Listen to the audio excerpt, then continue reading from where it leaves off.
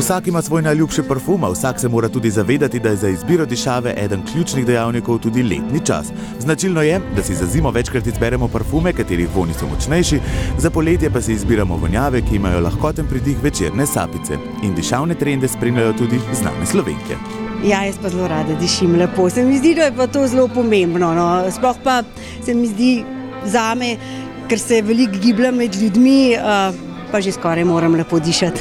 Jaz sem kar ena taka shoe lover, pa parfum lover ženska in sicer pri meni zelo malo traja parfum, gre zelo hitro in hkrati uporabljam več parfumov. Imam kar eno fajn zbirko od takih malo bolj sadnih, citrusnih vonjev do takih malo bolj močnih, tako da za vsako priložnost se najde eden.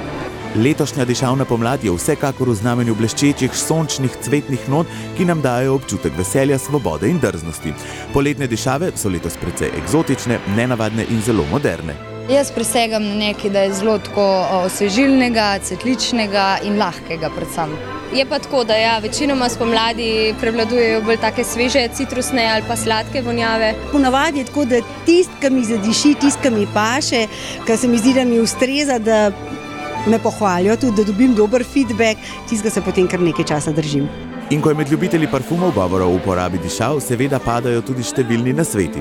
Dišav nikoli ne drgnete na zapestju, saj tako povsem spremenite vonj, brezskrbno si lahko odišavite lase, spodnje perilo ali druge kose oblačil, predvsem pa je važno to, da se dišave nanašajo na točke utripa, saj boste tako dišali dlje in močneje.